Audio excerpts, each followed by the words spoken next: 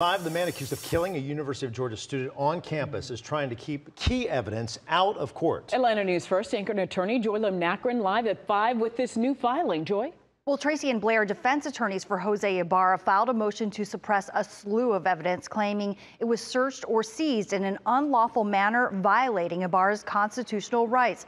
Now, specifically, the defense claims 2 cellular devices and the information on them should not be introduced as evidence, along with genetic and physical information taken from the defendant. In addition, they claim the contents of Ibarra's social media accounts should be excluded from evidence. They say Ibarra's Fourth Amendment right to be free from unreasonable searches and seizures were violated, and that he was detained without reasonable suspicion. As a result, they argue the evidence acquired through the alleged illegal measures should not be presented to a jury under the so-called fruit of the poisonous tree doctrine. In May, a grand jury indicted Ibarra of kidnapping, assault with intent to rape, and murder. His trial is scheduled for November. Tracy?